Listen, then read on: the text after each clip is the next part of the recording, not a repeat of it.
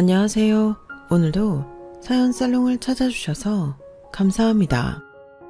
저는 결혼 경험 있는 경력 10년차 한국 승무원이에요. 제가 그동안 기내에서 한국인뿐만 아니라 글로벌 또라이들을 정말 많이 만나봤는데요. 그런 또라이 중 하나가 제 근처에, 그것도 가족이라는 이름으로 엮이게 될 줄 몰랐어요.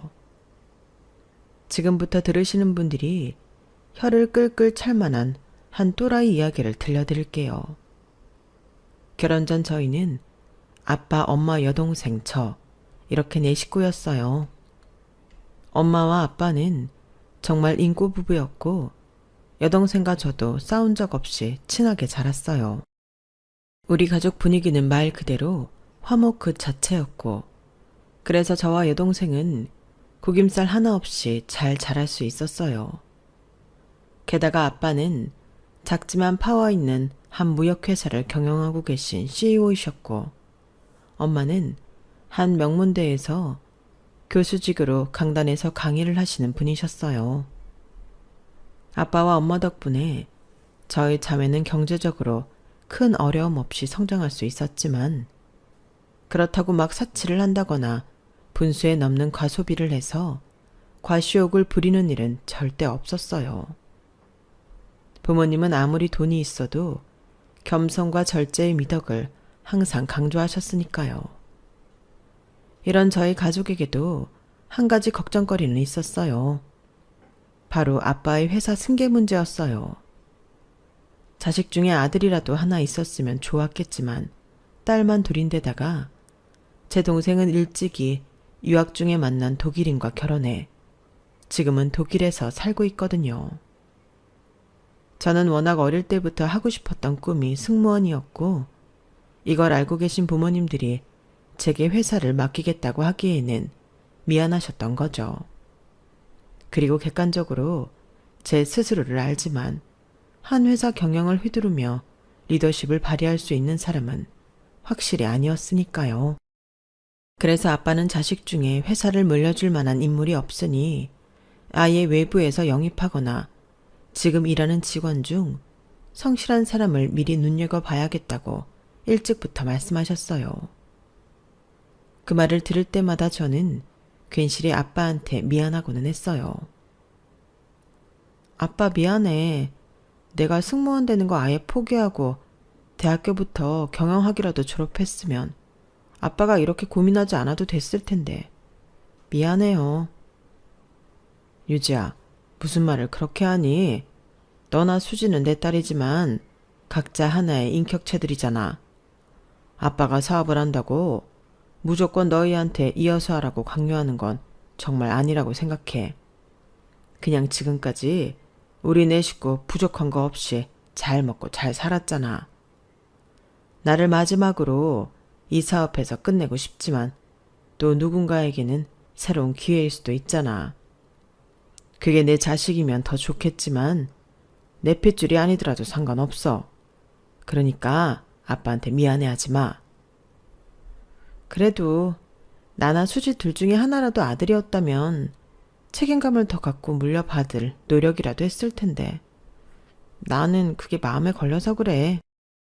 그런 말 하지 마. 성별을 너희가 선택해서 태어났니? 어떻게 보면 다 아빠 불찰이지. 유지야, 정말이야. 마음에 좀 갖지 마. 너 매번 비행 간다고 하고 유니폼 입고 싱긋 웃으면서 나갈 때마다 아빠까지 기분이 다 좋아지더라. 유지가 어릴 때부터 하고 싶었던 일 이뤄서 얼마나 다행인지. 아빠는 다 보여. 네가 정말 네 일을 좋아하고 있다는 걸. 그리고 즐기고 있다는 걸. 그거면 됐어. 수지도 지금 마크랑 독일에서 얼마나 재미있게 잘 살고 있니?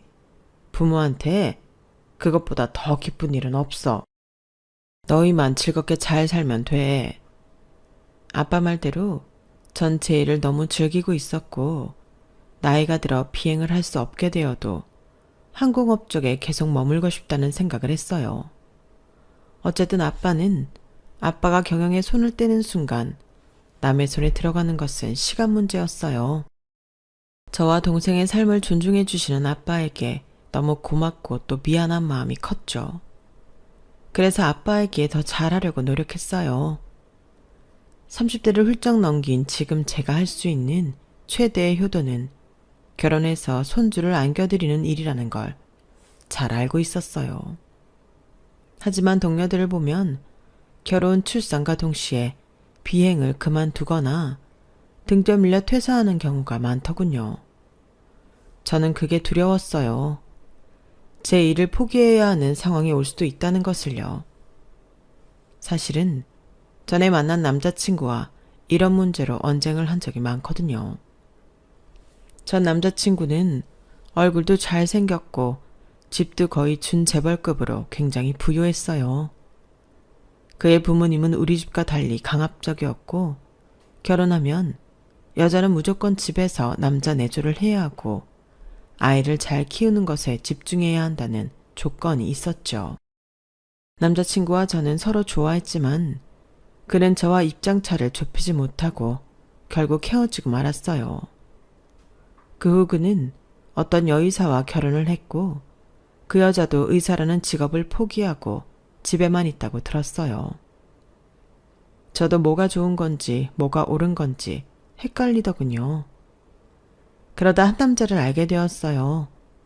제가 하는 일이 워낙 시간대 고정이 되어 있지 않아 좀 폭넓게 할 수 있는 취미생활이 없을까 하다가 러닝 동호회를 가입했어요. 그분들은 거의 매일 러닝 활동이 있으니 본인이 시간 맞을 때 참여하면 돼서 아주 좋더군요. 그러다 시간대가 꽤 겹치는 남자가 있더군요. 처음에는 눈인사만 건네다 같이 뛰는 시간이 많아지다 보니 자연스럽게 대화를 나누게 되었어요. 제가 스케줄 근무를해서 매일 나오는 건 아닌데 자주 뵙네요. 네, 저는 거의 매일 뛰거든요. 좀 이상할 수도 있는데 비바람 불 때도 눈이 소복소복 쌓였을 때도 러닝을 하면 이상하게 기분이 좋아지더라고요. 웬만하면 빼놓지 않으려고 해요. 아, 그래서 제가 올 때마다 계셨던 거구나. 인사가 늦었네요. 저는 김유지라고 해요. 안녕하세요. 저는 여주승입니다. 그 몇 번의 되풀이로 저희는 더 많은 이야기를 하게 되었어요. 그리고 서로에게 호감이 생기기 시작했고요.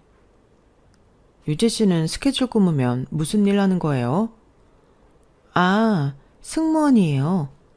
정말요? 완전 멋지다.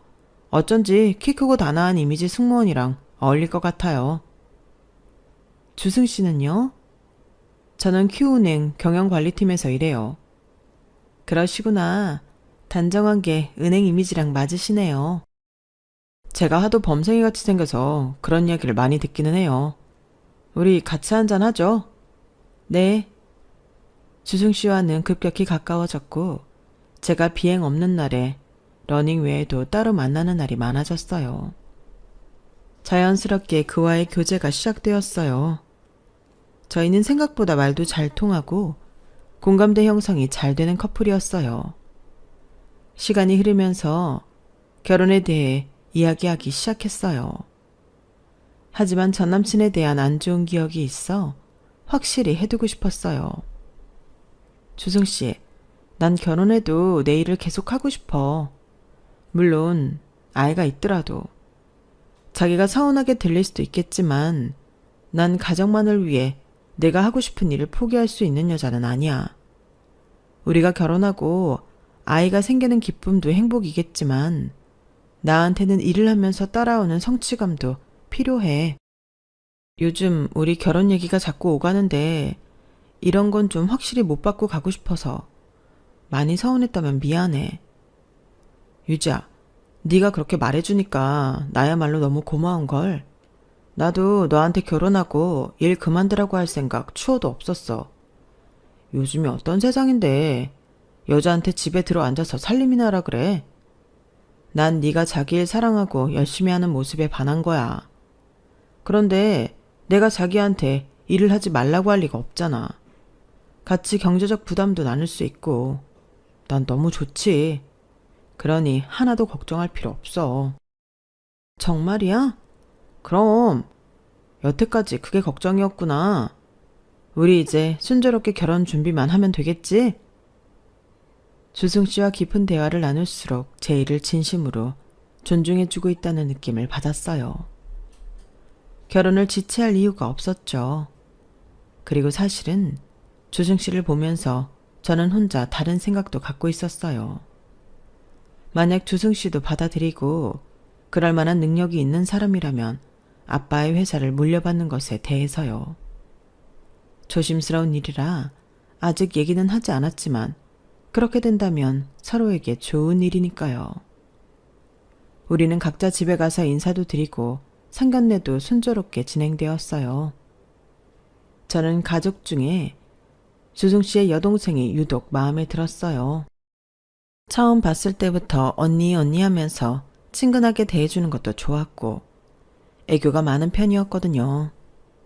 마침 제 여동생이 독일에 있어 자주 볼 수 없었는데 아가씨가 친동생처럼 그 부재를 메꿔주는 느낌이어서 저 역시 잘해줬어요. 그렇게 아무 문제 없이 결혼식까지 마칠 수 있었어요. 세상에서 가장 행복한 신부가 된 느낌이었어요. 신혼여행에서 저와 남편은 2년 동안 신혼을 즐기고 아이를 갖자며 가족 계획을 세웠어요. 내 가족이라니 생각만 해도 가슴이 벅차더군요. 행복한 결혼 생활을 꿈꾸며 바로 복귀에 비행을 했어요. 힘든 줄도 몰랐죠. 하지만 제 단꿈이 깨지는 데는 그리 오래 걸리지 않았어요. 그것도 저희 둘 문제가 아니라 제가 결혼 전까지만 해도 가장 좋아했던 신우이가 눈에 띄게 달라지기 시작하더군요. 신우는 언제부터인가 제 비행 스케줄에 유독 관심이 있어 하면서 알려달라고 하더군요. 사실은 제 스케줄이 아니라 제가 어느 나라에 가는지가 궁금했던 거예요. 언니, 이번에 홍콩 간다고요? 네. 그럼 나 거기 유명한 에그타르트 좀 사다 줘요. 타르트요? 언니도 알죠? 홍콩에서도 유명한 그 맛집. 나 너무너무 먹고 싶어요. 아가씨, 미안해서 어쩌죠? 이번에 홍콩 가는 건 퀵턴이라서 시내까지 나가서 그걸 사러 갈 시간은 없을 것 같은데요. 그래요? 그럼 1박 2일에도 하는 비행으로 바꾸면 안 돼요? 그런 건 제 맘대로 할 수 있는 일이 아니어서요. 이런 사소한 부탁부터 시작되었어요.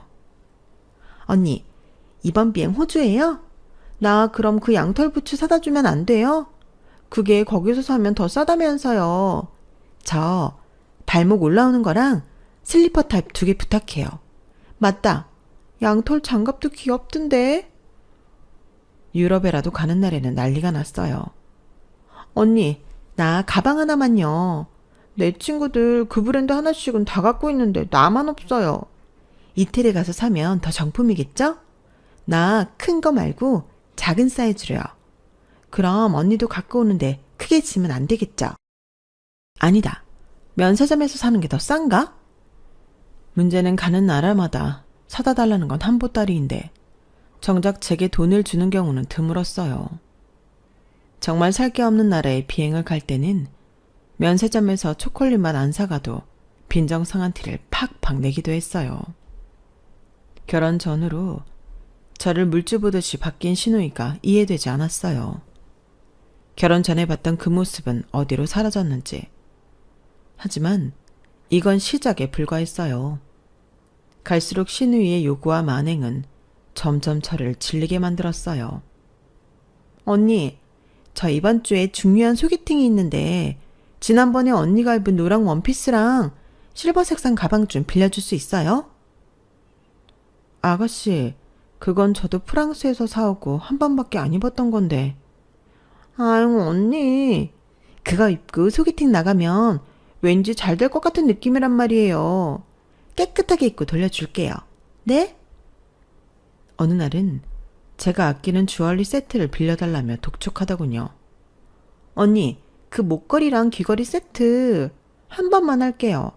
내일 모레 총 동창회 있는데 그래도 그렇게 블링블링한 거 하고 나가야 안 꿀릴 거 아니에요. 아가씨, 그거 저도 아까워서 진짜 중요한 날에만 차는 목걸이랑 귀걸이에요. 그걸 빌려달라면 제가 좀 곤란해요. 어디 흠집이라도 나면 제가 2배 더 비싼 걸로 사서 드릴게요. 한 번만요. 네? 하지만 결국 그 주얼리 세트는 제 손에 돌아오지 못했어요. 신우이가 분실했거든요. 언니 진짜 미안해요. 동창 애들이랑 간만에 만나 술 먹다 보니까 너무 신나서 클럽 갔었는데 춤추다 어디에 흘렀나 봐요. 어떡하면 좋아. 정말 미안해요, 언니. 제 앞에서 눈물까지 글썽이며 손이 발이 되도록 용서를 빌려군요. 속이 뒤집히고 열불이 났죠. 하지만 거기서 제가 어떻게 2배 더 비싼 걸로 해달라는 말을 할 수 있겠어요. 하지만 그때 제가 쐐기를 박았어야 했나 봐요. 그 뒤로 아가씨는 더 무례해지기 시작하더군요. 한 번은 제가 일주일 정도 오래 머물러야 하는 비행이 있었어요. 워낙 먼 데다가 날씨 때문에 항공기 지연이 많이 돼서 유독 힘든 비행이었어요. 지연에 불만을 품은 승객들은 하나같이 제게 화를 내었고 그날따라 비즈니스 속 기내식까지 적게 실리면서 온통 뒤죽박죽이었어요. 15시간이 넘는 비행을 마치고 겨우겨우 집에 돌아왔어요. 낮이라 남편도 회사에 있을 시간이고 샤워나 하고 한숨 자려고 했죠. 그런데 드레스룸으로 들어서던 그때 제 물건들이 묘하게 자리에서 조금씩 벗어나 있는 느낌이 들었어요. 저는 옷을 색깔별로 정리하는 편인데 눈에 띄게 마구 섞여 있는 옷들이 있었어요. 게다가 제가 항상 가방을 놓는 위치까지 이상하게 바뀌어 있었고요. 도둑이 든 것 같지는 않고 생각하고 있는데 띠디딕딕 하고 문이 열렸어요. 자기야, 왜 이렇게 빨리 퇴근했어? 어머, 아가씨! 문에 서 있는 건 남편이 아닌 신우이였어요. 저도 놀랐지만 신우가 더 놀라 벙쪄 있는 표정이더군요. 언니, 오빠가 언니 내일 온다 그랬는데? 일찍 왔네요. 네, 날씨가 생각보다 빨리 좋아져서요. 그런데 아가씨는 지금 이 시간에 여기 어쩐 일로? 놀랍게도 신우 몸에 걸쳐있는 옷은 지난번 독일에 있는 동생이 제 결혼 선물로 보내준 보석이 곳곳에 박힌 유니크한 원피스였어요. 손에 들고 있는 가방도 당연히 말할 것도 없이 제가 가장 아끼는 백이었고요. 제 벗지 못한 구두 역시 제가 최근에 산 좋은 구두였고요. 그 순간 제 머릿속에 2가지 의문이 들었어요. 나는 저 옷과 가방, 구두를 아가씨한테 빌려준 기억이 없는데 왜 지금 신우가 입고 있으며 우리 집 비번은 어떻게 알고 자연스럽게 누르고 들어온 걸까 하는 의문이었죠. 본인이 입고 있는 옷과 가방에 제 시선이 꽂히는 것을 인식한 신우는 작은 방으로 후다닥 뛰어들어가더니 자기 옷으로 갈아입고 나오더군요. 언니, 내가 이번에 진짜 중요한 모임이 있었거든요. 이 보석 달린 원피스 빌리고 싶었는데 언니가 한국에 없어서 말 못했어요. 그래도 저 진짜 깨끗하게 입었어요. 뭐 하나 묻은 거 없이 깨끗해요. 보세요. 그럼 저 이것들 여기 두고 갈게요. 신우이는 내쫓기는 사람처럼 제 대답을 듣기도 전에 나가버렸어요. 그는 현관에서 뒤집어진 채 나뒹굴고 있고 바닥에 그냥 던져놓고 간 원피스와 가방을 보고 있자니 속이 부글부글했어요. 저는 굳은 얼굴로 남편이 올 때까지 기다렸어요. 자기, 혹시 아가씨한테 집 비밀번호 알려줬어? 그게 나 회사에서 바빠 죽겠는데 자기 와서 빨리 가져갈 거 있다고 계속 귀찮게 하잖아.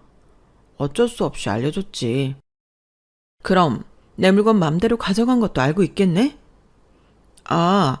자기 돌아오기 전까지만 제자리에 갖다 놓으라고 그렇게 일렀는데 그게 말이 된다고 생각해? 내가 없는데 왜 내 물건에 함부로 손대는 건데? 비밀번호는 왜 알려줘? 그리고 회사에서 바쁜 오빠들 들들 볶을 만큼 옷을 가져가는 게 뭐가 중요한데? 내 옷 아니었으면 원래 아가씨는 발가벗고 다녔어? 자기야, 화난 건 알지만 말이 좀 심한 것 같은데. 이보다 더 심한 일이 어디 있어? 동생이 철없이 굴면 야단을 못 칠 망정 나한테 들키지 말라는 걸 조언이랍시고 해줘? 자기는 이것저것 좋은 거 많잖아. 수연이가 뭐 좀 빌려달라고 하면 싫어하는 내색부터 하니까 이런 일이 생기는 거 아냐. 너 그렇게 그냥 좀 주지. 나도 그동안 말은 안 했는데 자기가 좀 너무한 것도 있어. 한두 번이어야 말이지. 빌려가면 뭘 덕지덕지 묻혀오는 건 기본이고, 지난번엔 내가 제일 아끼는 거 분실까지 했잖아. 그게 다야? 자기도 알지? 나 어디 비행 간다고 하면 아가씨가 뭐 사다 달라, 뭐 구해달라 부탁만 한 보따린 거. 솔직히 그거 사다 주고 돈도 못 받은 게 얼마나 많은데. 그런데 이제는 몰래 가져가기까지 해? 지나가는 사람 붙잡고 물어봐. 내가 너무한 건지 아니면 아가씨나 당신이 잘못한 건지. 넌 스튜어디스니까 돈도 잘 벌고 장인어른같이 두둑한 백이 있으니까 그까진 물건이야 맘만 먹으면 언제든 다시 구할 수 있잖아. 수연이 걔는 어려서 지금 돈도 뭐 가진 것도 없고, 하지만 주변 애들 치장하고 다니는 거 보면 얼마나 부럽겠어.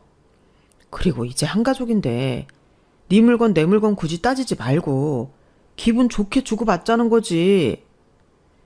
나도 돈 많아서 그런 거 척척 산 거 아니야.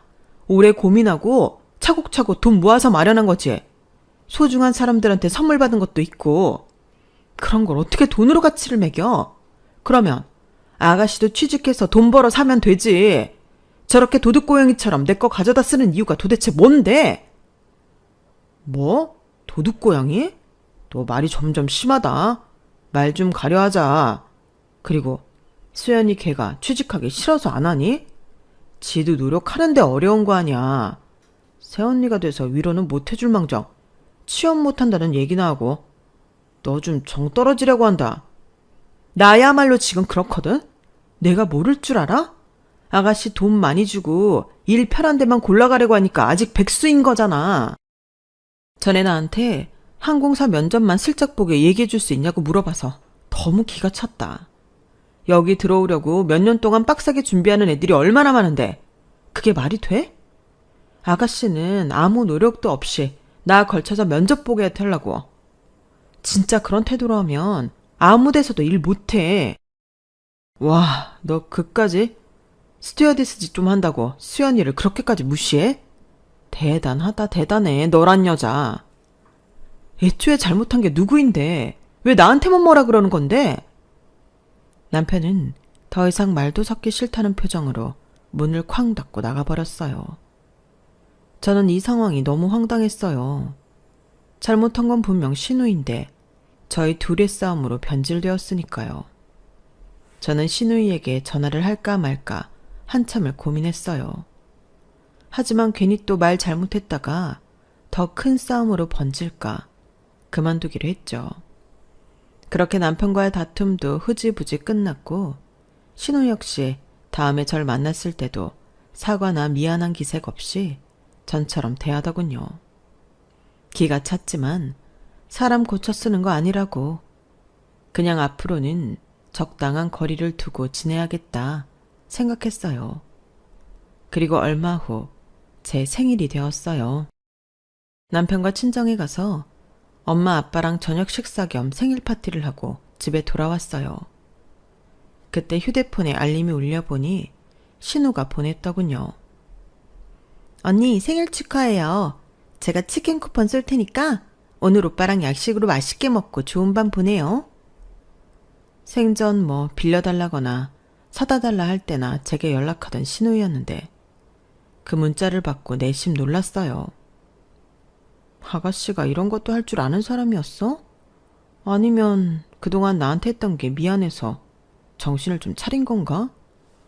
아무튼 고맙긴 하네. 가격이 비싸고 저렴하고를 떠나 제가 이 집에 시집와서 신우에게 처음 받아보는 기프티콘에 혼자 살짝 기분이 좋아졌어요. 하지만 혹시나 했던 생각이 역시나로 바뀌는 건 그리 오래 걸리지 않았어요. 제 생일이 있고 보름 뒤가 바로 신우의 생일이었어요. 저도 받은 게 있어 보답하고자 맛있는 케이크와 좋은 향수 하나를 선물할까 생각 중이었어요. 그때 신우에게 사진 몇 장과 문자가 왔어요. 언니, 이 패딩 어때요? 예쁘죠? 요즘 날이 갑자기 추워졌는데 제가 입고 다닐 겉옷이 없어서요. 혹시 지금 제 생일 선물 고민 중이라면 이거 사줄 수 있어요? 미리 감사해요. 알라뷰 언니. 저는 사진을 자세히 보면서도 제 눈을 의심했어요. 너무 기가 차서 말이 안 나오더군요. 신우가 사달라는 패딩은 고가 중에서도 최고가 브랜드였거든요. 심지어 그 패딩은 가격이 300만 원에 육박하는 이번 시즌 신상이었어요. 그런데 그 비싼 옷을 생일 선물로 사달라뇨. 기가 막히고 코가 다 막히더군요. 제 생일에는 치킨 기프티콘 하나 달랑 보내주고 자기 생일에는 비싼 패딩을 사달라고 요구하다니. 얼굴까지 빨개지며 열이 솟구쳐 오르는데 신우이에게 또 문자가 왔어요. 언니, 이 패딩 시즌 한정이고 콜라보 제품이라 여기저기서 다 파는 거 아니래요. 본점에서만 구할 수 있대요. 언니가 직접 사러 가기 힘들면 돈으로 줘도 돼요. 내가 가서 살게요. 패딩은커녕 원래 주려 했던 케이크와 향수까지 아무것도 주고 싶지 않더군요. 아니, 혹시 줬던 게 있다면 그것마저 다 뺏어오고 싶었어요. 저는 바로 이 패딩 선물은 힘들 것 같다고 무심하게 답장을 했어요.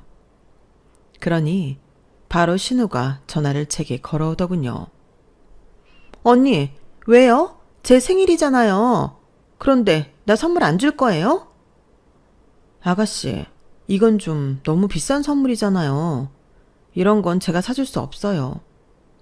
언니 돈 많잖아요. 나 저거 사줘요. 네? 아니요, 저 돈 없어요. 저도 열심히 일해서 돈 벌어요. 그렇게 번 돈으로 아가씨 생일 선물로 300만 원짜리 패딩을 사달라고요? 좀 너무하다고 생각 안 해요? 언니 생일 때 나도 선물했잖아요. 내가 얼마나 신경 쓰고 고민해서 보낸 건데 언니는 입쓱 닦으려고요? 아가씨, 주변에 한번 물어보세요. 제 생일 때 치킨 쿠폰 보내주고 아가씨 생일에 300짜리 옷 사달라고 하면 누구 욕을 할지. 욕을 왜 해요? 아무튼 그 쿠폰 나 되게 어렵게 마련한 거예요. 언니는 왜 내 성의를 몰라요? 알죠. 아가씨 직업도 없고 돈도 없는데 치킨 쏘느라 허리가 휘었겠죠. 그런데 상식적으로 2만 원짜리 치킨 사주고 300만 원짜리 패딩 달라고 하는 사람은 지구상 어디에도 없어요. 아가씨 빼고요. 그건 아주 상식적인 거예요, 아가씨. 언니, 지금 나 모욕 준 거예요? 모욕이 아니라 알려준 거예요. 아무리 나이가 어려도 알 건 알아야 되니까요. 돈이 없으면 비싼 거 안 먹고 안 입고 안 하는 게 맞는 처사예요. 됐어요. 사주기 싫으면 사주기 싫다고 하지. 뭘 그렇게 고상한 척을 해요. 이따 제가 쏜 치킨값이나 돌려주세요. 3살짜리 아이도 알만한 이치를 지금 20살도 한참 넘은 성인한테 말하고 있자니 제가 더 자괴감이 들더군요. 그리고 이런 사람이랑 가족이라는 끈으로 엮여 있다니. 삐져서 전화를 끊은 신우는 바로 시모와 남편에게 고자질을 한 것 같더군요. 시모에게 바로 전화가 왔으니까요. 유지야, 다 좋은데 수연이한테 적당히 하렴. 쟤 지금 방에 들어가서 울고불고 난리도 아니다. 새언니가 뭐라고 했다면서 아주 통곡을 하고 있어. 어머니, 아가씨가 저한테 생일 선물로 몇백 하는 패딩을 사달라고 했어요. 저도 30만 원짜리 외투 입고 다녀요. 그런데 300만 원이라뇨. 아, 수연이 제가 너를 진짜 친언니처럼 생각해서 할 말 못할 말 다 하는 거지. 다 한 가족인데 우리가 더 중요하지 돈이 더 중요하겠니? 좀 센스 있게 넘어가주지. 참. 팔은 역시 안으로 굽더군요. 저를 크게 호통치지는 않았지만 시모 역시 돈이 좀 있으면 아가씨한테 그 정도는 해줘도 된다라는 눈치였어요. 퇴근한 남편은 한술 더 떴어요. 수연이 패딩 내가 사줄게. 자기가? 왜? 엄마한테 전화 왔는데 지금 밥도 안 먹고 하루 종일 울고만 있대. 아가씨가 애기야? 자기가 갖고 싶은 거 못 가졌다고 그렇게 떼쓸 일이야? 애기지. 아직 철이 안 들어서 그래. 그거 얼마나 갖고 싶으면 저러겠어. 요즘 한창 유행인데. 진짜 어이없다. 아가씨를 망치는 건 가만 보니까 당신이랑 어머님이네. 그렇게 오냐오냐 하는데 아가씨가 나중에 어떻게 독립적으로 살겠어? 나도 수연이 나이 때는 그랬어. 갖고 싶은 거 있으면 꿈에도 나타나고 훔치고도 싶었다고. 게다가 생일이잖아. 생일이 뭐 대수야? 얼마 전 내 생일 때 치킨 쿠폰 보내준 거 당신도 알지? 속으로 은근히 감동하고 있었는데 웬걸?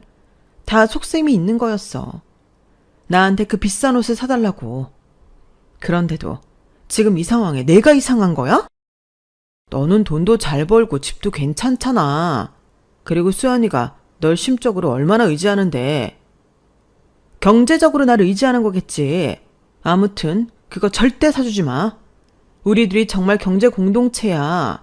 1, 2만 원도 아니고 그렇게 큰 돈 상의 없이 쓰지 마.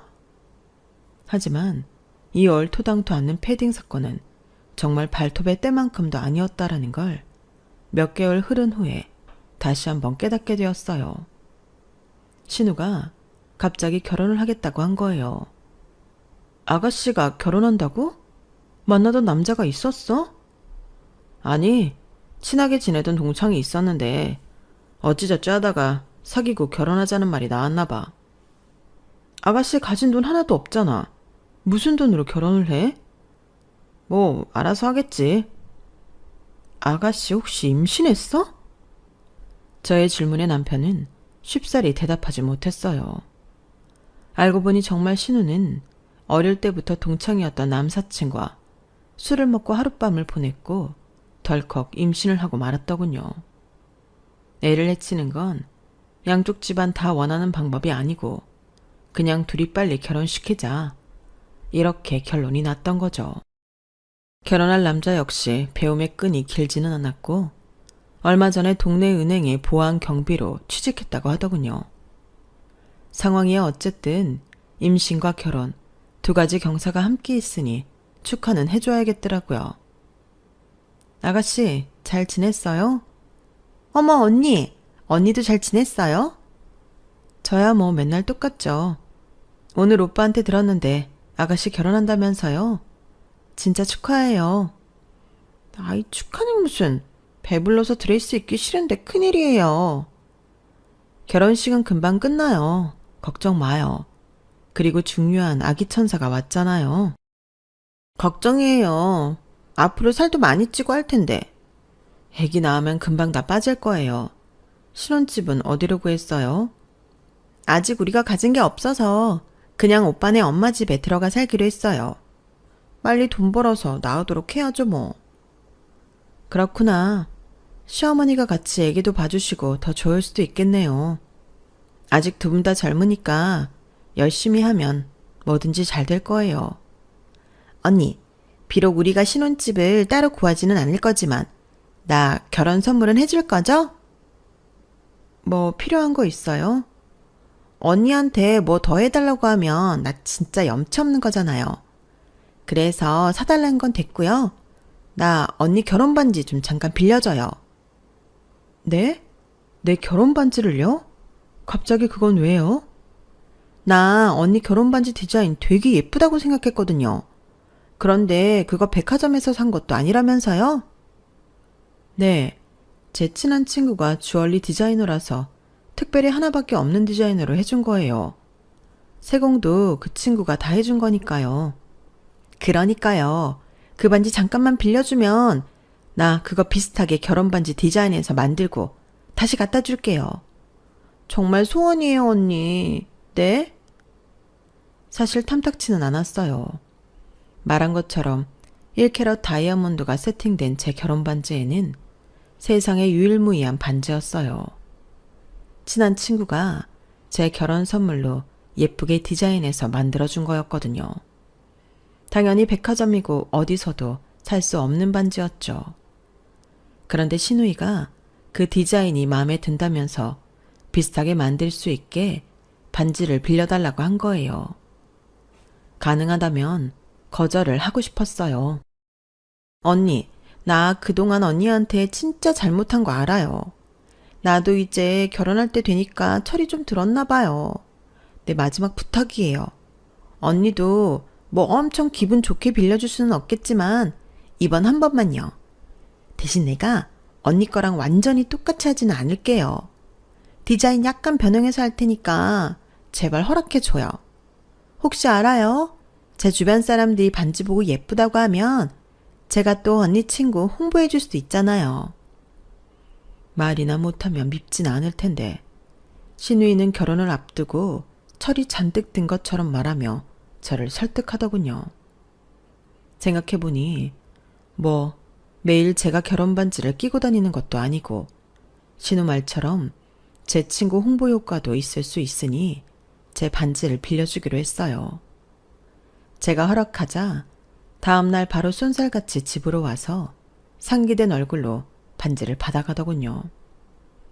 그 모습을 보니 안쓰럽기도 하고 아직 정신 못 차렸구나 싶기도 했어요.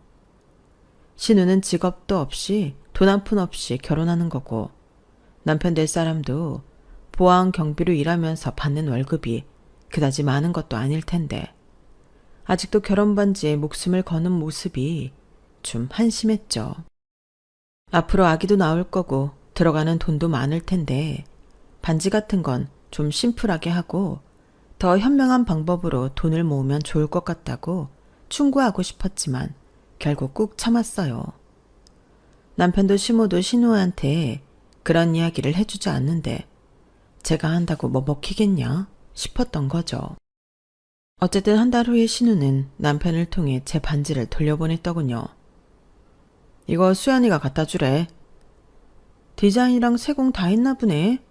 요즘 금값 비싸다는데 잘하는 데서 했나 모르겠네. 궁금하면 직접 물어봐. 뭘 그런 걸 물어봐. 아가씨가 알아서 했겠지.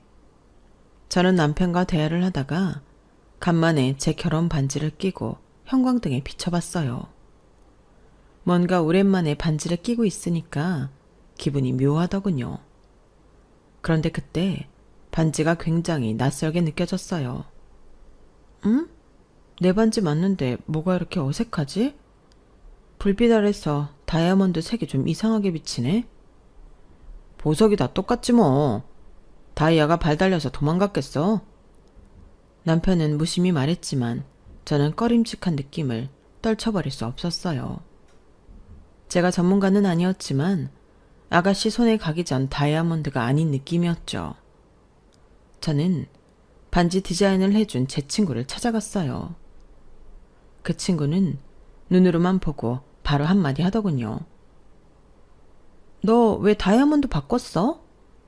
어? 그게 무슨 소리야? 너 거 내가 1캐럿 다이아 내가 여기 박아줬잖아. 근데 빛깔이 이게 뭐야? 그 좋은 다이아 어디에 버리고 싸구려 큐빅을 갖다 끼운 거야? 저는 너무 놀라서 친구에게 상황을 설명했고 친구는 전문 다이아몬드 테스트키를 바로 갖다 댔어요. 야, 뭐냐? 니 신우이란 사람?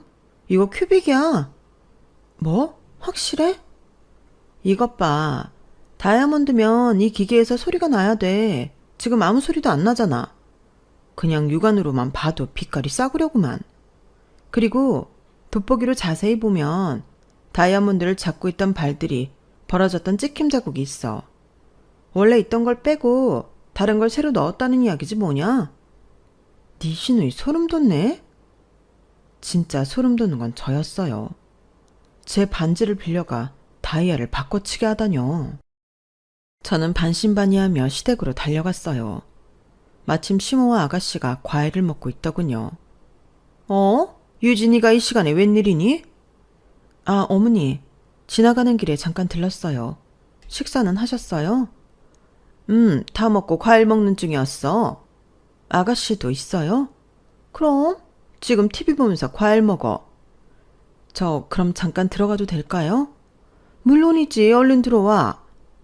소파에 널브러져 포커질을 하던 신우는 들어오는 저를 보고 약간 놀라는 눈치였어요. 언니, 여기까지 갑자기 무슨 일이에요? 그냥 지나가다가 갑자기 아가씨 반지가 잘 나왔나 궁금해서요. 그래도 제 디자인 비슷하게 한다고 가져갔는데 어떻게 나왔나 궁금해서 말이에요. 어? 마침 손에 끼고 있네요. 어리석은 신우는 얼마나 좋은지 그 1캐럿짜리 반지를 집에서도 끼고 있더군요. 잘 나왔어요. 고마워요, 언니. 나 갑자기 배가 아프네. 화장실 좀. 아가씨, 잠깐만요. 그 반지 다이아몬드 어디서 났어요? 네? 무슨 소리예요? 신랑 될 사람이 사줬지. 나도 1캐럿 다이아몬드 결혼 반지라고요. 그거 혹시 제 반지에서 빼가서 바꿔치기 한 건 아니고요? 옆에서 봐도 신우는 삐질삐질 땀을 흘리고 있더군요. 시모는 영문도 모른 채 저와 신우를 번갈아 보고만 있었어요. 아가씨, 안 들킬 줄 알았어요? 다이아몬드가 그렇게 욕심났어요? 이렇게 나쁜 짓을 할 만큼? 그게 아니라 잠깐 끼고 돌려주려고 했어요. 이미 바꿔서 세팅까지 다 해놓고 잠깐 끼고 돌려주려고 했다고요? 지나가던 개가 웃겠네요. 어머니, 똑똑히 들으셨죠? 아가씨가 제 결혼 반지 빌려가서 원래 있던 다이아몬드는 빼가고 여기에 큐빅을 대신 넣어놓은 거예요. 지금 아가씨가 끼고 있는 반지가 제 다이아고요. 어머나 수연아, 너 정말 그랬어? 왜 그랬어?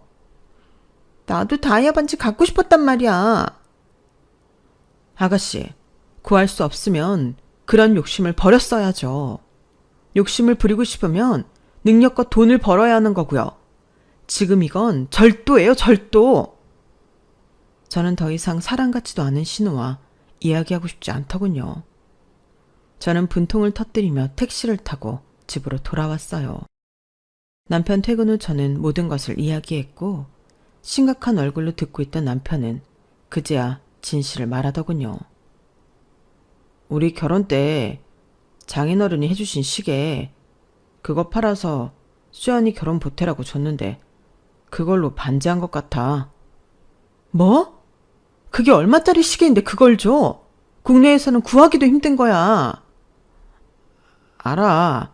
나는 수연이가 이제 결혼도 하고 부모도 되니까 철이 들 줄 알았지. 다 내 잘못이다. 진짜 이 집안 구제불능이다. 오빠나 여동생이나 다 미쳤네. 저는 당장 짐을 챙겨 나와 친정으로 갔고 부모님께 모든 이야기를 털어놓았어요. 유지야, 그런 물건들은 돈이 있으면 얼마든지 살 수 있어. 하지만 그런 인성은 타고난 거라 절대 고칠 수 없어. 네가 앞으로도 마음고생 많이 할 것 같아 우리는 걱정이다. 결국 긴 상의 끝에 저는 남편과 이혼하기로 했어요. 남편은 본인이 다 잘못했으니 제가 하는 모든 결정에 따르겠다는 태도였거든요. 시모는 전화로 신우가 어려서 그런 거니 이해하라고 말하길래 더 이상 듣지도 않고 끊어버렸어요. 더 놀라운 건 이혼하는 과정에서도 결국 이혼하고 나서도 그 신우한테는 연락 한 번 없었다는 거예요. 끝까지 남편만 제게 미안하다고 하며 신우 반지에서 빼낸 다이아몬드를 돌려주더군요. 남편과는 특별히 악감정은 없었지만 저런 시댁과 더 이상 엮이고 싶지 않았어요. 참, 이제 와서 하는 말인데 나 우리 아빠 회사 당신한테 승계받게 할까 생각한 적 있어. 우린 딸만 있고 회사 경영은 아예 모르니까. 그래서 당신을 후보로 생각했었는데 지금에서라도 이렇게 인연이 끝나서 얼마나 다행인지 몰라. 다 물려주고 나중에 알았으면 상상도 하기 싫으네. 뭐? 회사? 아버님 회사? 남편의 망연자실한 표정을 뒤로하고 저는 법원을 떠났어요. 오늘 이 사실을 알고 난 다음에도 저 시댁에서 신우한테 사랑스러운 우리 동생, 우리 딸 할 수 있을지 궁금하긴 하네요. 이혼녀라는 꼬리표를 달았지만 저는 지금 홀가분하고 좋아요. 앞으로도 제일 열심히 하면서 더 행복해질 일만 남았다고 생각하거든요. 들으시는 여러분도 항상 행복하시길 바래요. 여러분, 사연 댓글에 응원과 현명한 조언 부탁드려요. 좋아요와 구독은 저에게 큰 힘이 됩니다. 오늘도 좋은 일 가득하세요.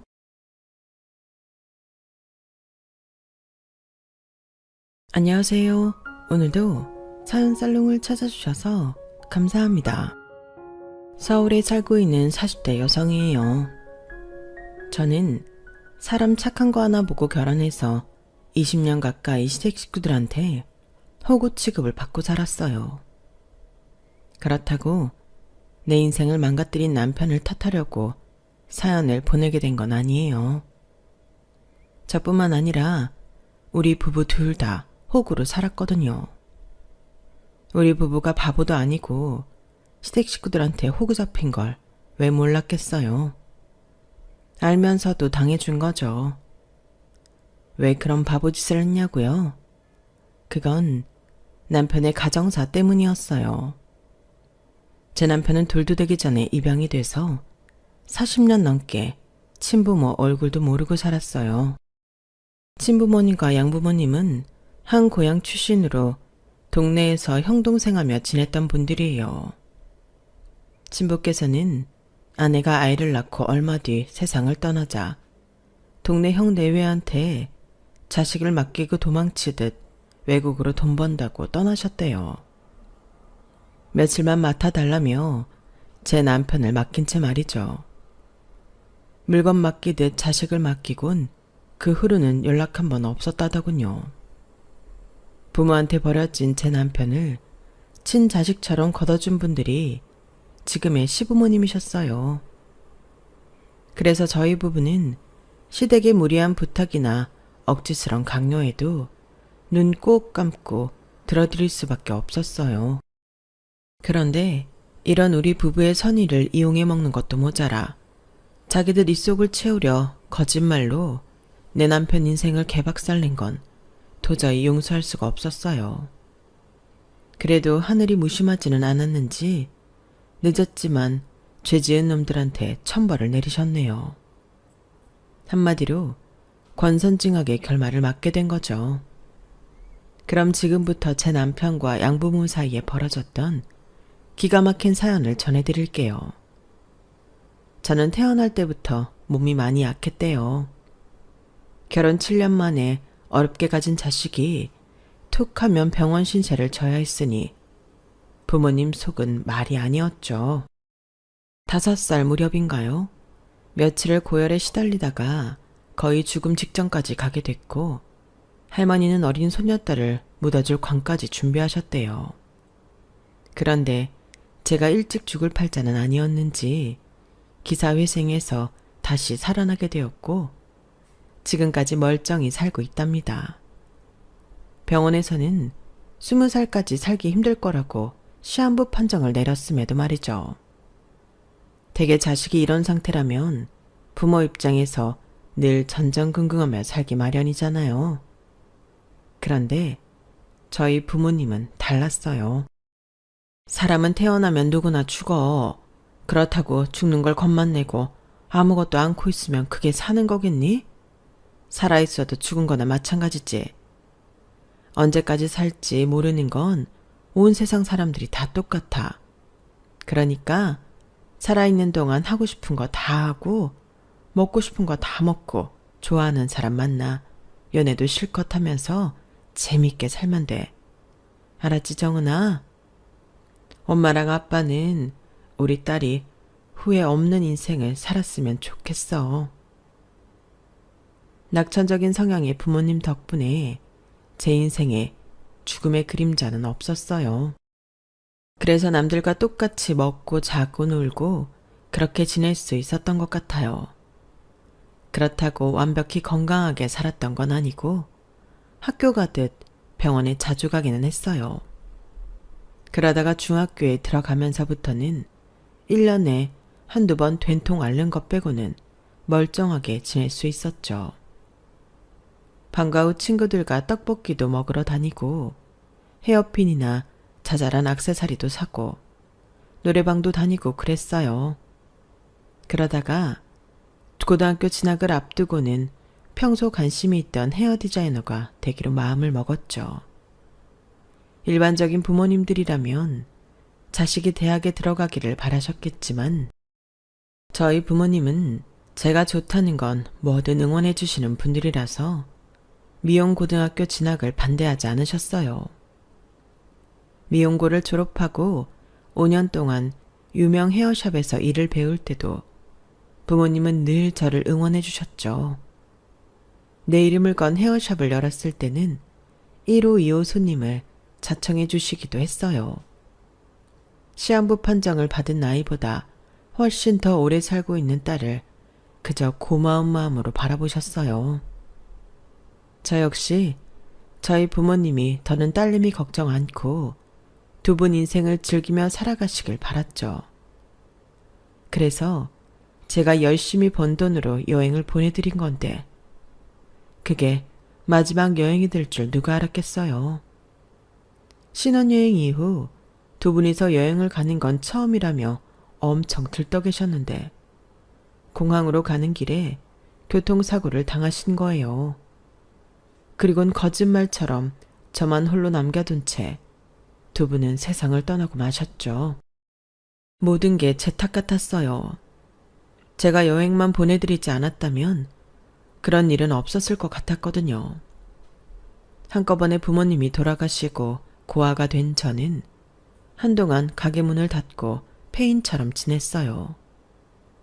집안 곳곳에 엄마 손길이 묻어있고 아빠 목소리가 들리는 것 같아서 제 방 밖으로 나가지도 못한 채 침대 위에서 울다 잠들기를 반복하고 있었죠. 나야 어릴 때부터 늘 죽음이 가까웠던 아이라서 언제 죽어도 이상하지 않을 거라 생각하고 있었지만 제 부모님이 먼저 저만 두고 떠나실 줄은 정말 몰랐거든요. 그래서 더 실감이 안 나고 황망했던 것 같아요.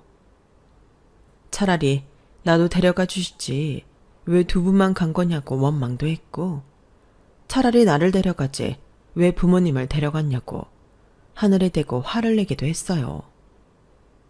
하지만 그런다고 뭐가 달라지나요? 공허한 메아리일 뿐이죠. 그렇게 살기를 포기한 채 침대에 누워있던 저를 일으켜 세운 건 다름 아닌 남편이었어요. 남편은 저희 가게 손님이었는데 얼굴만 기억할 뿐 그리 가까운 사이는 아니었어요. 그런데 하루는 남편이 제 휴대폰으로 전화를 했더라고요. 솔직히 전화를 받았을 때 남편이 누군지 잘 기억이 안 났어요. 손님이 한둘도 아니고 평소 대화를 많이 나눠본 손님이 아니라서 인상이 떠오르지 않았거든요. 게다가 밥도 안 먹고 며칠을 보낸 참이어서 기운까지 없어서 그런가 더 모르겠더라고요. 벌써 일주일 가깝게 가게 문이 닫혀 있길래 무슨 일이 있으신가 해서 전화했어요. 혹시 어디 아프신 건가요? 죄송합니다. 건강이 안 좋아서 가게 문을 못 열 것 같아요. 다른 샵을 찾아주시면 감사하겠습니다. 아니, 저기 어디가 얼마나 아픈 건데요? 약은 먹었어요? 손님, 그건 제가 알아서 할게요. 그럼 전화 끊습니다. 잠시만요. 저 밥은 꼭 챙겨 드세요. 그리고 머리는 가게 문 여실 때 가서 하겠습니다. 그저 손님일 뿐인데 마치 진심으로 제 걱정을 하는 듯한 목소리에 울컥했어요. 이제 부모님도 안 계셔서 나를 걱정해 줄 사람은 없을 거라고 생각했거든요. 나는 자기 얼굴도 제대로 기억 못하는데 이 사람은 왜 이렇게 나한테 친절한 걸까? 의아하면서도 한편으로는 고마웠어요. 내가 그리 솜씨가 뛰어난 헤어 디자이너도 아닌데 왜 꼭 우리 가게에서 머리를 하려는 건지 궁금하기도 했고요. 이런저런 생각을 하다 보니 그간 잊고 있었던 허기가 순식간에 몰려왔어요. 그래서 손에 잡히는 대로 허겁지겁 먹어댔어요. 방금 전까지 이대로 부모님 따라 죽어버렸으면 했었는데 배가 차고 나니 그런 생각은 싹 사라지고 이제 좀 살겠다 싶은 거예요. 산 사람은 어떻게든 산다고 하더니 그 말이 틀리지 않더라고요. 기왕 살기로 했으니 그동안 닫았던 가게부터 열어야겠다고 생각했어요. 제가 엉망으로 망가지면 하늘에 계신 부모님이 가슴 아파하실 것 같았거든요. 한 사람 목 제대로 하고 열심히 살면 부모님도 더는 제 걱정 안 하실 것 같아서 이를 악물고 제대로 살아보기로 했어요. 그동안 닫아놓았던 가게 문을 열고 다시 영업을 시작했죠. 그리곤 제게 전화를 해준 남편한테 가게 문을 열었으니 머리하러 오라고 문자도 남겼어요. 문자를 받은 남편은 다음날 바로 가게로 찾아왔더라고요. 커트를 하고 난 뒤 제가 돈은 받지 않겠다고 했더니 한사코 그건 안 된다며 커트 비용을 내더라고요. 사실 얼마 전에 부모님 상을 당했어요. 제가 번 돈으로 처음 보내드린 여행이었는데 공항 가시는 길에 사고를 당하셨거든요. 몇 날 며칠을 밥도 안 먹고 제 방에 틀어박혀 있었는데 연락 오는 것이 하나도 없더라고요. 나도 그냥 이렇게 부모님 따라갈까 했는데 그때 손님이 전화를 해준 거예요. 그 덕에 지금은 훌훌 털고 다시 가게 문도 열었고요. 고맙습니다. 사실은 알고 있었어요. 옆 가게 아주머니한테 들었거든요. 혹시 몰라서 제 딴엔 용기 내서 전화했던 건데 도움이 됐다니 다행이네요. 저는 친부모님 얼굴도 모르고 자랐어요. 지금은 양부모님 밑에서 살고 있어요. 아, 네. 하루아침에 고아가 된 나만큼 슬프고 힘든 사람이 있을까 생각했는데 나보다 더 안 된 사람을 보니 괜히 미안하더라고요. 그래서 나도 몰래 미안하다는 말을 했어요. 그러지 마세요. 그리고 전 괜찮아요. 친부모님은 처음부터 제게 없었던 분들이라서 그립거나 허전하지 않거든요. 하지만 가끔씩 궁금하기는 해요. 어떤 분들이셨을지. 친부모님에 대한 기억이라도 있다면 좋았을 텐데 하고요. 부모님을 많이 그리워하시는 거 보니까 정은 씨 부모님은 참 좋은 분이셨던가 보네요. 비록 두 분 모두 곁에는 안 계시지만 그동안 살면서 쌓아온 추억은 있잖아요. 사람은 추억만으로도 산다고 하던데 그 기억 가지고 살아가세요. 전화를 받기 전까지는 남편은 수많은 손님들 중 하나일 뿐이었어요. 그런데 이렇게 얘기를 나눠보니 다른 누구보다도 가깝게 느껴지더라고요. 둘 다 부모님이 안 계신다는 공통점이 있어서 그랬는지 아니면 진심으로 저를 위로하는 남편의 착한 마음 때문인지 모르겠지만요. 처음이 어렵지 두 번째부터는 쉽다고 남편과 처음 연락할 때만 해도 괜한 짓 하는 게 아닌가 오만 가지 걱정을 하며 머뭇거렸는데 이후로는 너무도 편하게 문자도 나누고 전화 통화도 하게 되었어요. 그때 남편이 곁에 없었다면 부모님을 잃은 상실감으로 많이 힘들었을 거예요. 그래서 가끔 그런 생각도 했어요. 어쩌면 남편은 제가 혼자 힘들어할까봐 부모님이 제게 보내준 사람이 아닐까 하고요. 왜 그런 말이 있잖아요. 힘들 때 곁을 지켜둔 사람한테는 쉽게 마음을 주게 된다고요. 비록 손님과 헤어숍 주인으로 만난 사이였지만 시간이 지나면서 친구를 넘어 그 이상의 관계로 발전하게 됐어요. 일종의 가족처럼요. 둘이 연애를 시작하고 결혼까지 생각하기는 했지만 어느 순간부터는 이성이라는 느낌보다 가족이라는 느낌이 더 강하게 들었어요. 서로 기댈 곳이 없던 처지라서 그랬는지도 모르겠네요. 남편한테는 양부모님과 그분들의 아들이 있었는데 남편이 고등학교를 졸업하고 돈을 벌기 시작하면서부터 식구들 중 누구 하나 돈을 버는 사람이 없었어요. 한마디로 온 가족이 남편 등에 빨대를 꽂고 등골을 쪽쪽 빨아먹고 있었죠. 그럼에도 불구하고 남편은 싫은 소리 한 번 안 하고 가족들을 부양했어요. 언제까지 그러고 살 거야? 내가 보기에 자기 가족들 정말 이상해. 양부모님도 그렇고 동생도 그렇고 왜 다들 일도 안 하고 자기한테 기대고 살아? 몸이 아픈 거라면 이해를 하겠지만 그런 것도 아니잖아. 집에서 자기 투잡 뛰는 건 알아?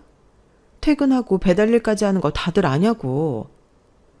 아무리 피 한 방울 안 섞인 사람들이라지만 그래도 수십 년을 한 가족으로 살았으면 그간 쌓은 정이라도 있을 텐데 어떻게 이럴 수가 있냐고. 정말 속상해 죽겠어. 안 그래도 슬슬 일자리 알아보라고 얘기했어. 우리 결혼하면 그때는 생활비 대주기 힘들다고. 그랬더니 뭐래? 일자리 구하겠대? 모르지. 얘긴 했는데 부모님도 그렇고 동생도 대답을 안 하더라고.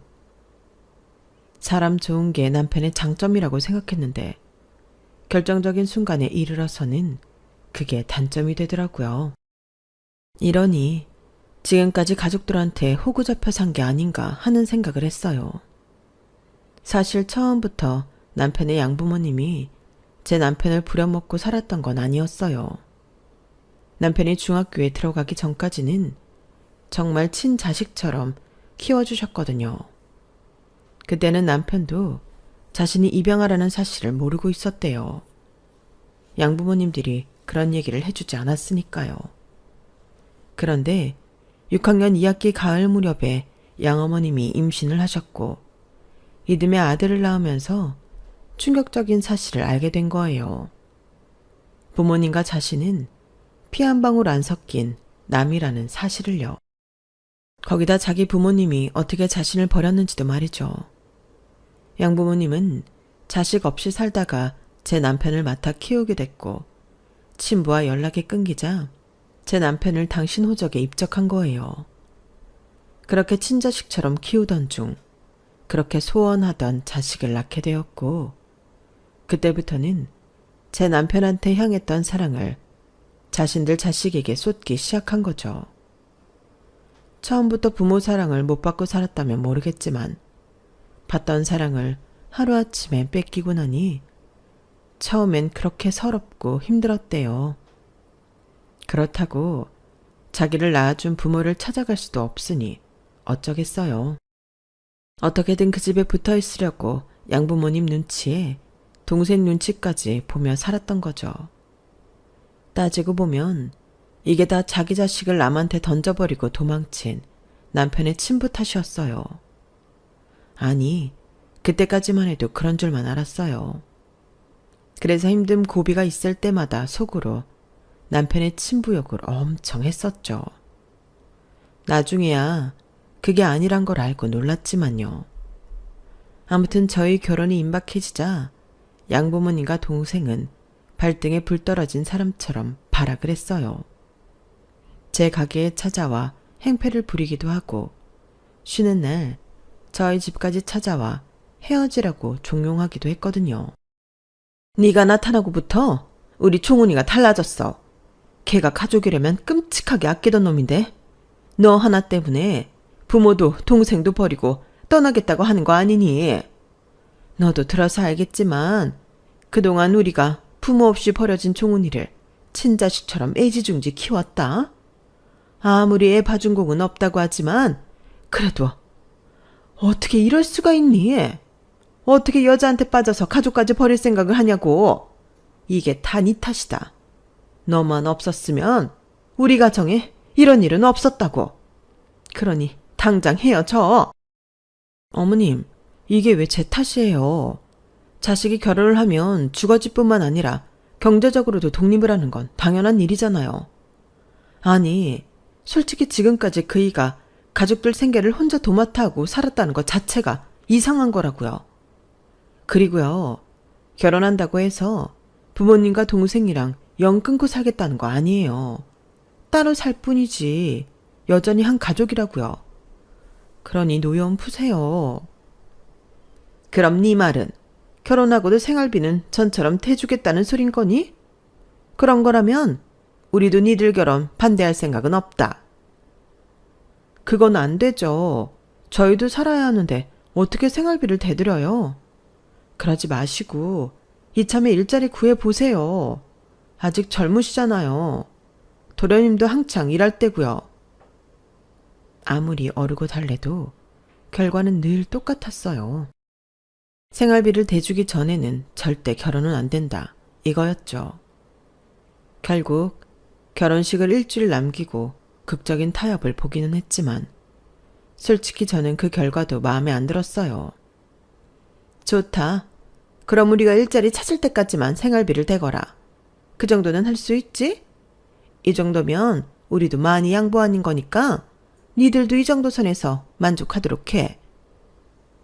남편은 알겠다고 대답을 했고 저는 무사히 결혼식을 치를 수 있었어요. 신혼집은 제가 살고 있는 부모님 집에서 안방 침대만 새로 들여 살기로 했어요.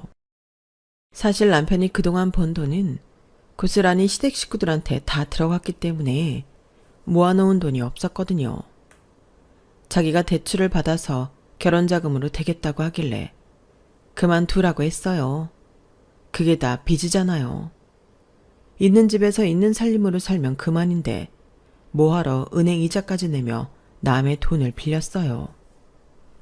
제가 생각하기엔 이게 합리적인 결정 같았지만 그래도 남편은 마음이 무거웠던가 봐요. 빈몸으로 제 집에 들어와 살면서 월급은 고스란히 자기 식구들 생활비로 들어가야 했으니 왜 안 그렇겠어요? 모르긴 해도 저희 부모님이 살아계셨다면 이런 결혼을 시키지 않았을 거예요. 결혼하고 반년 가까이 지난 시점까지도 시댁 식구들 중 누구 하나 취직을 한 사람은 없었어요. 말로는 일자리를 알아보고 있다고 하는데 그걸 어떻게 믿겠어요? 애초에 언제까지라고 못을 박았어야 했는데 그걸 못한 우리 책임이죠. 그래서 생각도 못해 시동생을 저희 가게로 불렀어요. 소질이 있건 없건 와서 허드렛 일이라도 하면서 용돈벌이라도 하라고요. 어차피 저 혼자 꾸려나가기에는 규모가 있어서 밑에 사람을 둘 생각이었기 때문에 그런 결정을 내린 거죠. 그랬더니 시어머니가 바로 전화를 했지 뭐예요. 너 아주 맹랑한 애구나. 어디서 감히 내 아들한테 그딴 일을 시켜? 내 귀한 아들이 여자들 머리나 잘라주고 있어야겠니? 난 절대 그런 일 못 시킨다. 어머님, 뭔가 착각을 하시는 모양인데요. 저 도련님한테 가위 안 맡겨요. 손님 머리는 오랜 시간 숙련된 헤어 디자이너나 손댈 수 있는 거예요. 제가 도련님한테 하라고 한 일은 손님 머리 만지는 일이 아니라 가게 청소랑 빨래예요. 그 정도는 누구여도 할 수 있는 일이잖아요. 뭐? 청소에 빨래? 이게 정말? 야! 네가 뭔데 내 귀한 아들한테 그딴 거지 같은 일을 시킨다는 거야. 내 아들이 뭐가 부족해서 그딴 일을 하느냐고? 왜요? 청소랑 빨래가 어때서요, 어머님? 우리 그이는요, 결혼 전까지 식구들 먹여 살리느라 직장일 마치고 음식 배달까지 했어요. 그러면서도 단 한 번도 가족들한테 싫은 소리 한 번 안 하고 살았다고요. 제 남편도 그 고생을 하며 살았는데 도련님이 뭐가 대단하다고 이 정도 일도 못한다는 거예요. 저희 가게 일이 하찮다고 생각하신다면 생활비도 받으시면 안 되죠. 제가 이 일에서 번 돈인데 어떻게 그 돈은 받아 쓰세요? 아무튼 도련님이 가게 나와서 일 안 하면 저희도 이번 달부터 생활비 못 드립니다. 어머님이 하시는 말이 하도 괘씸해서 남편과 상의 없이 제 마음대로 질러버렸어요. 그랬더니 어머님이 바로 제 남편한테 전화를 하셨던가 봐요. 몇 분 뒤 남편이 제게 전화를 했더라고요. 그래서 제 생각을 전했죠. 이번 일만큼은 당신이 뭐라고 하든 나 절대 안 물러서. 사람들이 양심 있어야지. 일자리 구한다고 한 지가 언젠데 누구 하나 일나 서는 사람이 없어? 인터넷 구인 시장만 봐도 고깃집 홀서빙이며 숲 피우는 일, 전단지 알바까지 일자리가 차고 넘치는데 왜 자리가 없다는 핑계를 대냐고. 그런 일을 할 생각이 없어서 그런 거야. 평생 당신한테 기대 살 생각으로 그러는 거라고. 솔직히 말해봐. 평생 가족들 뒤치다꺼리 하고 살 거야? 대답해 보라고. 아니라면 이번만큼은 내 말 따라줘. 당신 동생도 사람 구실은 하고 살게 해야지. 당신이 안 된다고 하면 나도 더는 당신이랑 못 살아. 그러니까 당신이 선택해. 제가 이혼이라는 초강수를 두자 결국 남편은 제 뜻을 따라주었어요. 시동생은 울며 겨자 먹기로 제 가게에 나오게 되었죠. 그런데 세상에 아무리 일머리가 없다고 해도 그렇지 어쩜 이렇게 머리가 안 좋은 건지. 머리카락이 잔뜩 떨어져 있는 바닥에 빗자루질도 않고 물건을 들고 와서는 닦고 있는 거예요. 그것도 하기 싫은 티 팍팍 내며 설렁설렁 물칠만 하는데 정말 속이 터지더라고요. 손님들 앞이라 큰 소리도 못 내고 빗자루질 시범까지 보여가며 일을 가르쳤네요. 빨래만 해도 그래요. 펌을 한 수건은 약물이 묻어 있으니까 먼저 몇 번 헹궈준 다음에 수건 코스로 돌리라고 그렇게 말을 했는데도 처음부터 죄다 때려놓곤 급속 코스로 돌린 거예요. 다 빠른 수건에서 파마약 냄새가 그대로 나는데도 그대로 건조대에 널었더라고요. 널어놓은 꼴도 미친년 치맛자락처럼 한 대 엉켜서 치렁치렁하게 말이죠. 진짜 매일 매 순간 가슴에 참을린을 수없이 써가며 일을 가르쳤어요. 이 정도면 월급을 줄 게 아니라 제가 강습료를 받아야 할 판이었지만 그래도 그만두라는 말은 하지 않았어요. 돈을 버는 게 힘들다는 걸 알게 해주고 싶었거든요. 시동생이 저희 가게에서 일하고 한 달이 됐을 때 시댁에 매달 드리는 생활비에서 시동생 월급만큼을 빼고 드렸어요. 그랬더니 어머님이 가게로 찾아오셨더라고요. 얘, 너 어떻게 된 거니? 이번 달 생활비가 왜 이렇게 모자라? 아, 그거요. 뺀 액수만큼 도련님한테 월급으로 줬잖아요. 이제 도련님도 돈을 버니까 스스로 생활비를 대야죠. 뭐? 아니 그런 게 어딨어? 내 아들이 한 달 내내 뼈 빠지게 고생해서 번 돈을 생활비로 쓰라고? 난 그렇게는 못한다. 그러니 덜 보낸 돈 당장 내놓거라. 그건 안 되죠. 애초에 생활비는 그 돈을 쓰는 사람이 버는 게 맞는 거잖아요. 그리고 어머님, 아들이 번 돈 쓰는 게 그렇게 가슴 아프세요? 그럼 큰아들이 버는 돈은 그동안 어떻게 쓰셨어요?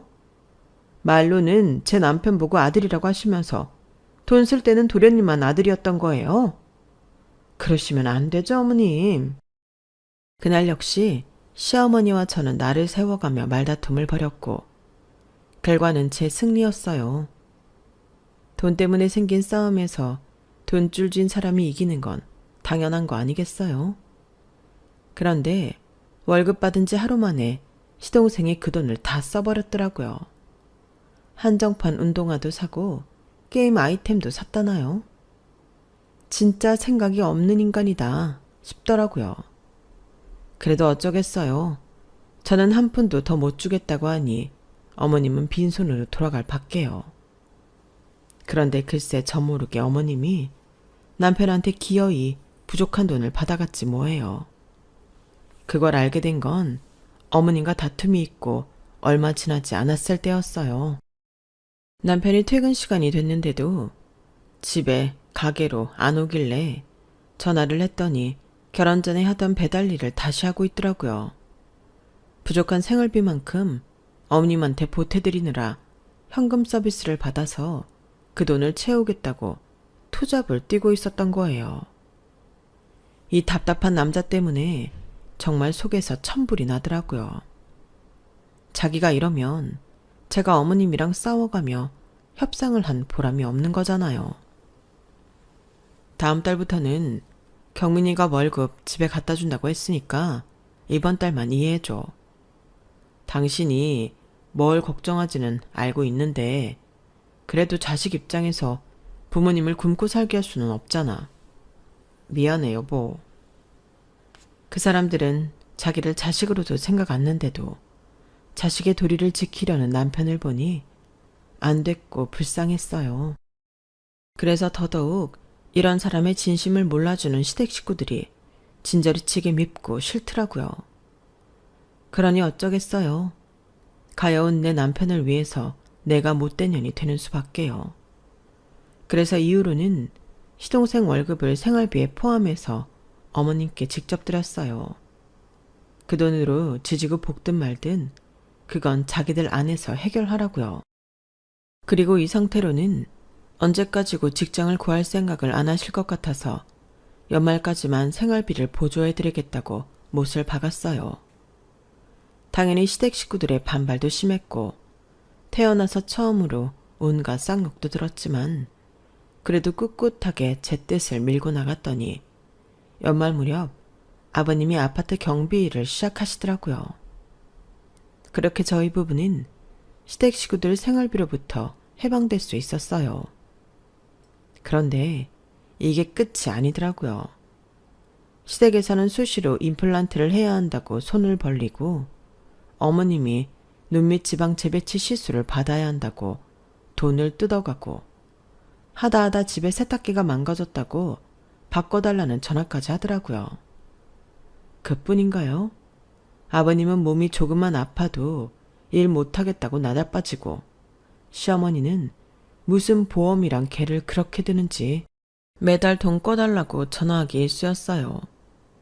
우리가 자기들 지갑도 아닌데 어쩜 그렇게 철저하게 써먹으려 드는 건지 정말 어떤 면에선 대단하다는 생각이 들 정도였어요. 그렇게 시댁 식구들한테 호구 잡힌 생활을 하면서도 단칼에 끊어내지 못했던 건 앞서 말씀드린 것처럼 제 남편의 처지 때문이었어요. 갈 곳 없던 제 남편을 그래도 키워준 분들이라서 속으로 욕을 하면서도 해드릴 수 있는 선에서는 해드릴 수밖에 없었어요. 그런데 그런 호구짓이 생각지 못한 순간 끝을 맺게 될 줄 누가 알았겠어요. 발단은 시동생의 말실수였어요. 가게 일이 조금 익숙해지자 손님들 드라이를 맡기기 시작했는데 시동생이 의외로 아주머니들과 대화가 잘 통하더라고요. 아주머니들이 며느리 흉보고 며느리 욕을 할 때면 옆에서 장난도 잘 맞추고 손님들 기분 좋은 말도 정말 잘했어요. 그러다 그 말이 나오고 말았죠. 아우, 이 총각 말 참 이쁘게 하네.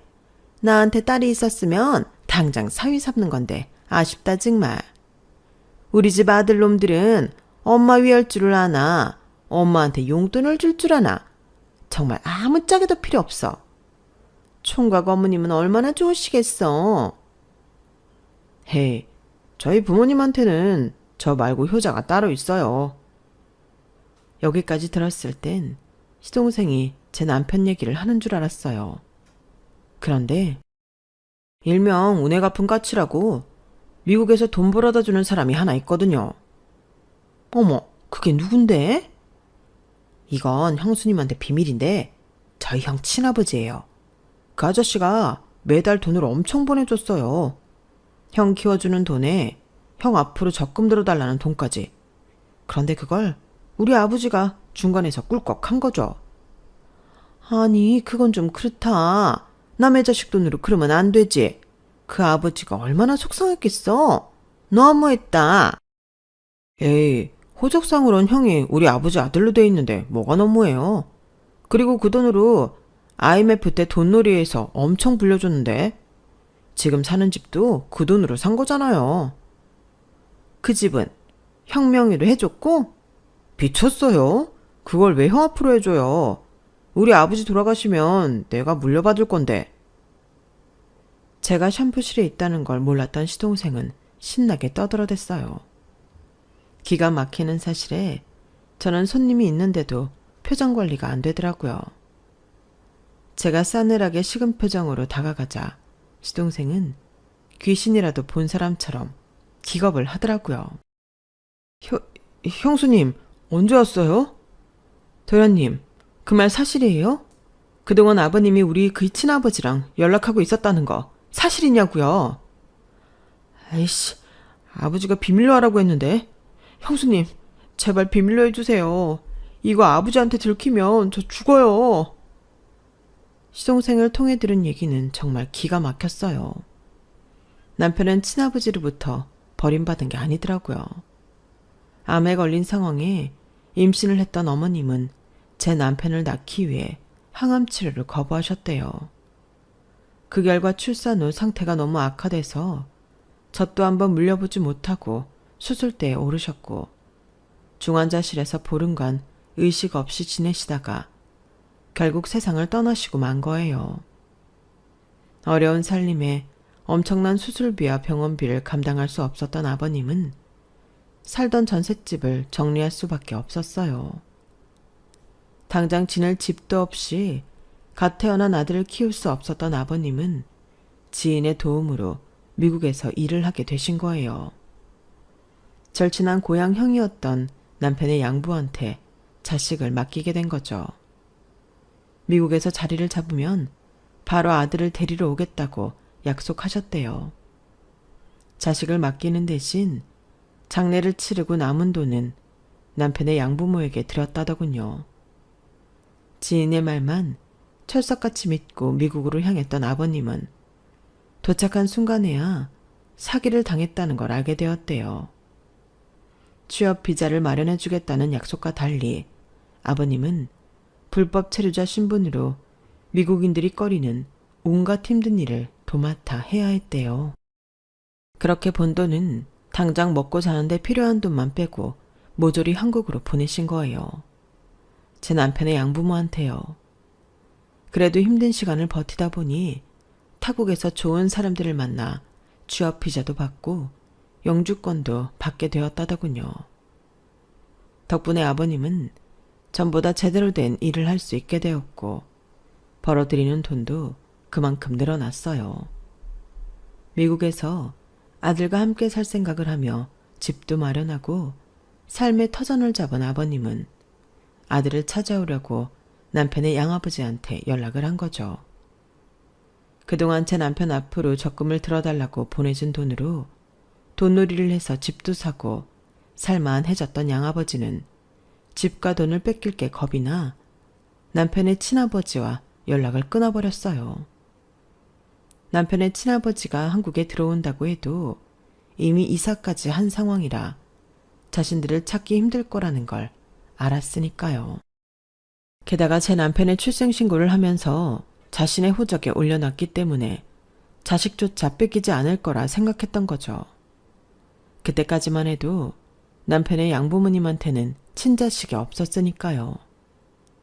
시댁 식구들은 이런 기가 막힌 사정을 그동안 제 남편한테 속이고 살았던 거예요. 그래놓고는 제 남편을 부모한테 버려진 아이였던 양 거짓말을 하고 긴 세월 등골을 빼먹으며 살았던 거예요. 시동생을 통해 사건의 전말을 듣게 된 남편은 미친 듯이 소리를 질렀어요. 그리고는 그 길로 본가에 달려가 양아버지한테 따져 물었죠. 왜 그랬어요? 그깟 돈이 뭐라고 부모 자식 사이를 이렇게 갈라놨냐고요. 당신이 이러고도 사람입니까? 그렇게 나한테서 내 부모를 떼어놨으면 적어도 자식 취급을 해줬어야 하잖아요. 이놈의 자식이 우리가 널 자식 대접 안 해준 게 뭐냐? 너 출생신고도 우리가 가서 했고 너 학교도 보내고 입히고 먹인 것도 다 우리가 했어. 그만큼 해줬으면 됐지. 어디서 큰 소리야? 배은망덕한 놈 같으니라고. 거짓말 마세요. 우리 아버지가 보내준 돈으로 먹이고 입힌 거겠죠. 그리고 내 아버지한테 했던 것처럼 나도 이 집 종처럼 부려먹었고요. 당신들한테 나는 돈 벌어오는 기계였잖아요. 내놔요. 내 아버지 연락처 내놓으라고요. 그날 죽일 듯 달려드는 제 남편의 기세에 양부는 결국 연락처를 내놓았어요. 다행히도 남편의 친아버지는 예전 연락처를 그대로 유지하고 계셨더라고요. 혹시라도 다시 한국에서 연락이 올까 기다리셨던 거죠. 제 남편의 연락을 받은 친아버지는 바로 한국으로 들어오셨어요. 공항에 마중 나갔던 우리 부부는 입국장을 나오는 아버님을 한눈에 알아볼 수 있었어요. 남편과 판박이었거든요. 그건 아버님도 마찬가지였나 봐요. 제 남편과 눈이 마주치자마자 아버님은 눈물을 흘리셨거든요. 그렇게 수십 년의 세월이 흘러서야 다시 만나게 된 부자는 서로를 끌어안고 오열을 했어요. 너무 울어서 입국장에 있던 사람들이 다들 쳐다볼 정도였죠. 아버님을 모시고 집으로 향하는 동안에도 두 남자는 끊임없이 그동안 살아온 얘기를 나눴어요. 아버님은 미국에서 청소 사업을 하고 계신다고 했어요. 자신처럼 미국에 이민 와서 힘들게 살아가는 사람들한테 정당한 급여와 취업비자를 마련해 주려고 차린 회사라고 하더라고요. 그 긴 세월 동안 결혼도 안 하시고 해마다 한국에 들어와 제 남편을 찾다 가시곤 했다는 말에 남편은 어깨까지 들썩이며 울음을 터뜨렸어요. 그런 줄도 모르고 친아버지를 원망했던 게 죄송해서 그랬을 거예요. 저희 집에 도착해 짐을 풀고 식사를 마치신 아버님은 그제야 참았던 말씀을 하셨어요. 한 하늘 아래 멀쩡히 살아있는 우리 부자의 연을 끊어놓은 죄 많은 인간들. 이번에 제대로 웅징할 생각이다. 돈 때문에 인이 누버린 쓰레기 같은 것들한테는 돈으로 응징하는 게 최선이다 싶구나.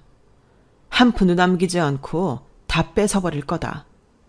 나한테 한 짓도 모자라 내 아들한테 달라붙어 핏바람 먹고 산 거머리 같은 것들을 죄다 밟아줄 생각이야.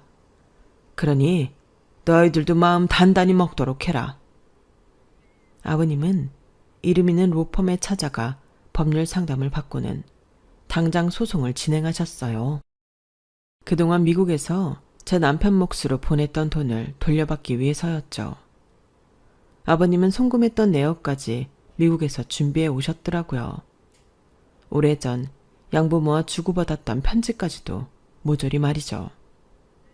소송은 빠르게 진행되었고 소송이 진행되는 사이에도 아버님은 양부모를 만나러 가지 않았어요. 얼굴을 마주했다간 이 정을 잃고 죽일지 모른다면서요.